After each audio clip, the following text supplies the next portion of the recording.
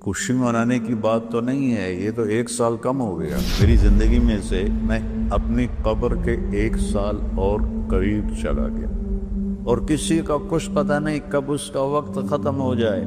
ایک دن اس کا الٹ ہو جائے گا، بچتے بچتے مر جائے۔ کتنے نوجوان کیا بوڑھے کیا موبائل سے کھیل کھیل اپنی زندگی برباد کر رہے ہیں، گیموں میں زندگی برباد کر رہے ہیں، چیٹنگ میں زندگی برباد کر رہے ہیں۔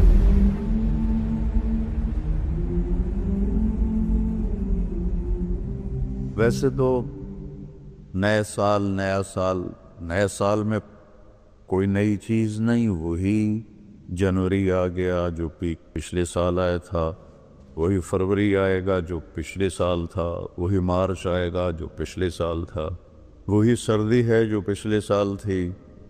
کچھ بھی نہیں بدلتا، صرف ہندسہ بدلتا ہے، باقی سال میں تو نئی کوئی بھی چیز نہیں ہے۔ موسم بھی وہی ہیں،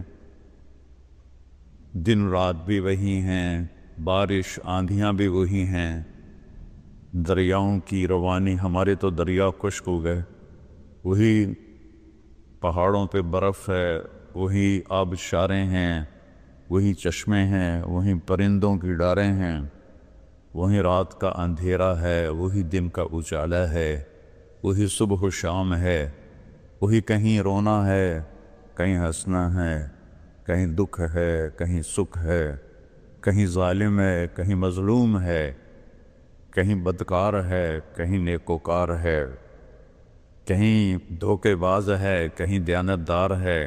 ہر چیز تو اسی طرح چل رہی، تو تبدیلی کیا ہوئی ہے؟ اور کتنے پاگل پن کی بات ہے کہ خوشی منائی جاتی ہے۔ خوشی منانے کی بات تو نہیں ہے، یہ تو 1 سال کم ہو گیا میری زندگی میں سے۔ میں اپنی قبر کے 1 سال اور قریب چلا گیا، تو بدلا تو کچھ بھی نہیں۔ یہ جنوری شروع ہو گیا، پھر فروری آ جائے گا، پھر چلتے چلتے پھر دسمبر آ جائے گا، پھر ایسے موسم گم ہو جائے گا، اور ہماری زندگی کا 1 سال اور گھٹ جائے گا۔ کچھ چیزیں یاد رہ جاتی ہیں، حادثات، واقعات، باقی آدمی سب کچھ بھلا دیتا ہے۔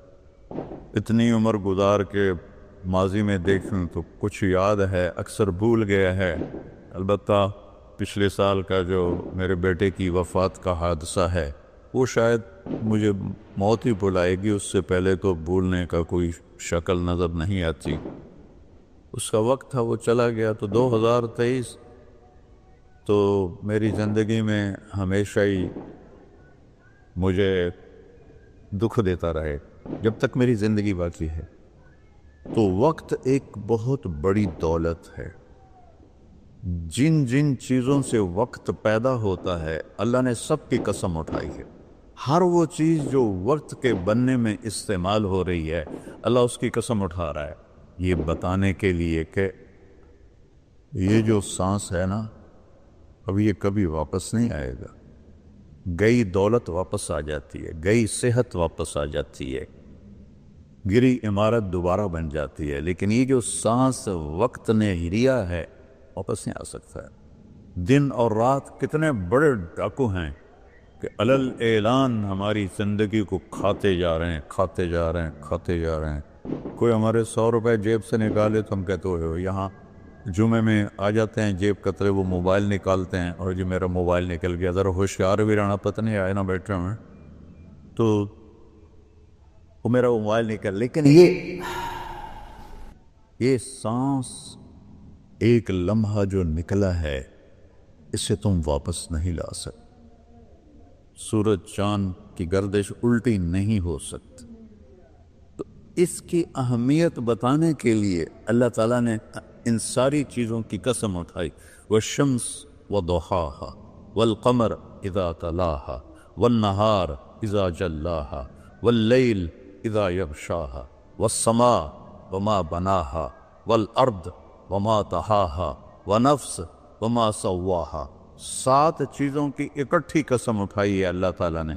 سورج کی قسم، چاند کی قسم، دن کی قسم، رات کی قسم، آسمان کی قسم، زمین کی قسم، اور اے انسان تیری جان کی قسم کہ وقت نے تجھے گھیرا ہوا ہے وہ تجھے کھینچ رہا ہے، ہر ٹک ٹک ٹک یہ کلہاڑے کی طرح میری زندگی کے درخت کو کاٹ رہی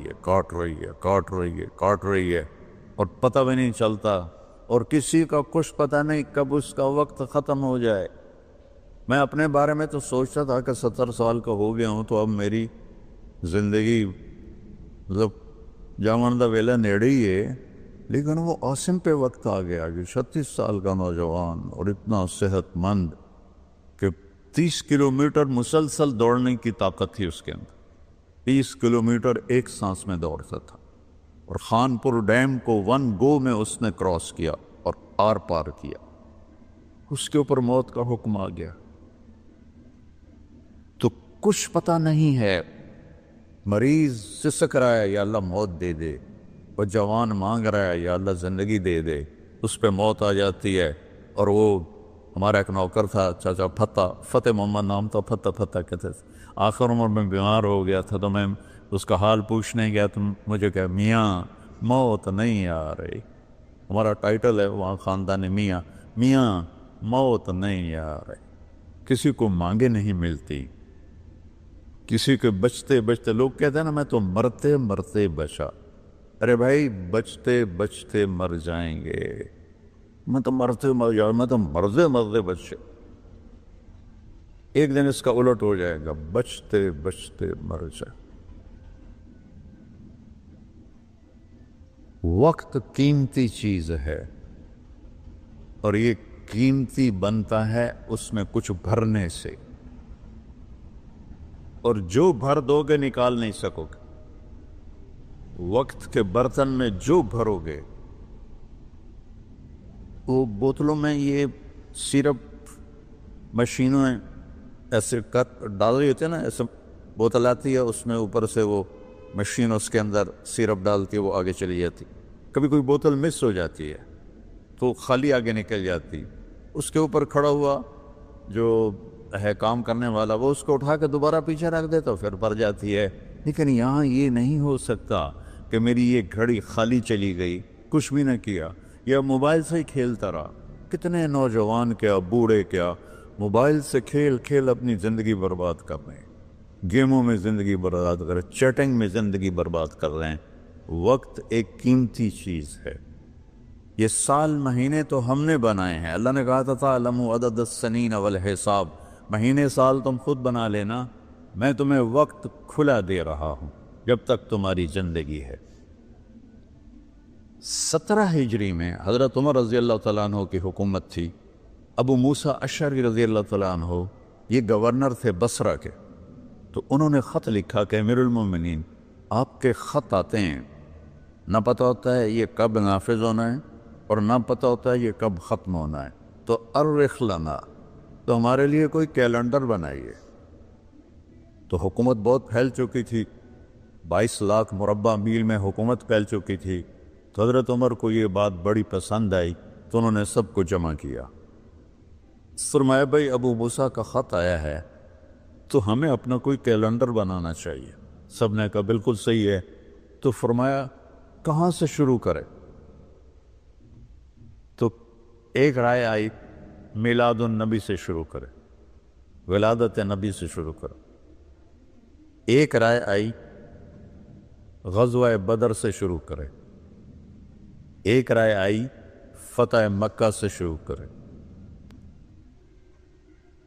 آپ نے حضرت علی سے پوچھا تمہاری کیا رائے ہے؟ کہا ہجرت سے شروع کریں، کہ ہجرت سے اسلام زندہ ہوا، آپ کی ہجرت ہوئی تو اسلام کے دروازے کھلے۔ تو عمر رضی اللہ تعالیٰ عنہ کو یہ رائے سب سے زیادہ پسند آئی، اور یہ طے پایا کہ بھئی ہم ہجرت نبی سے اپنے سال کو شروع کریں گے۔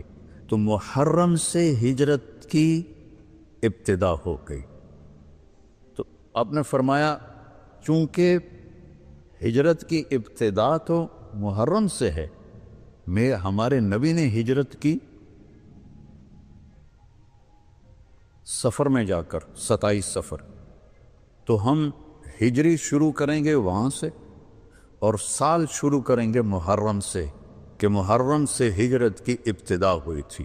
اور حاجی حج کر کے واپس جاتے ہیں تو محرم پہلا مہینہ بنتا ہے. تو لہٰذا ہمارا جو سال بنا وہ بنا محرم سے شروع ہوگا، اور اس کی جو سال کی جو انتہا ہے، ابتدا، وہ ہجری سے ہوگی. اور صحابہ اجازت لے رہے تھے، جا رہے تھے. ابوبکر صدیق نے اجازت مانگی تو آپ نے انکار کر دیا. تو کہا یا رسول اللہ میں آپ کے ساتھ جاؤں گا. آپ نے کہا ہاں. حضرت عمر رضی اللہ عنہ نے اجازت مانگی، آپ نے دے دی. تو حضرت عمر رضی اللہ تعالیٰ عنہ نے زرہ پہنی، تلوار سجائی اور بیت اللہ کا طواف کیا، اور جہاں سارے قریشی بیٹھے تھے وہاں کے کھڑے ہو گئے. کہا بھائی جو یہ چاہتا ہو کہ اس کی بیگم بیوہ ہو جائے، بچے یتیم ہو جائیں، تو یہ میں مکہ چھوڑ کے جا رہا ہوں. جس مائی کے لال میں طاقت آئے اور مجھے روک کے دکھائے. ایک بھی نہیں اٹھا.